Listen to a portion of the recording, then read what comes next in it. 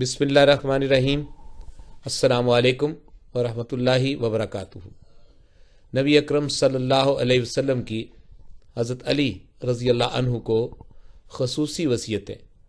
حضرت ابو طفیل رضی اللہ عنہ سے روایت ہے، فرماتے ہیں کہ حضرت علی رضی اللہ عنہ سے پوچھا گیا کہ کیا رسول اللہ صلی اللہ علیہ وسلم نے آپ کو کسی چیز کے ساتھ مخصوص فرمایا ہے؟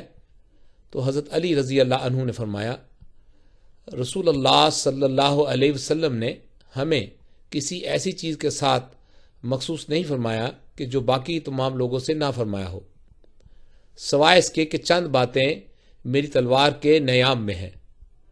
راوی کہتے ہیں کہ حضرت علی رضی اللہ عنہ نے ایک کاغذ نکالا جس میں یہ لکھا ہوا تھا کہ اللہ تعالیٰ کی لعنت ہو ایسے آدمی پر کہ جو اللہ تعالیٰ کے علاوہ کسی اور کے لیے تعظیماً جانور ذبح کرے، اور اللہ تعالیٰ کی لعنت ہو ایسے آدمی پر کہ جو عادی آدمی زمین کے نشان چوری کرے، اور اللہ کی لعنت ہو ایسے آدمی پر کہ جو اپنے والدین پر لعنت کرے، اور اللہ تعالیٰ کی لعنت ہو ایسے آدمی پر کہ جو کسی بدعتی کو ٹھکانہ دے۔ صحیح مسلم حدیث نمبر 1978۔ السلام علیکم ورحمۃ اللہ وبرکاتہ۔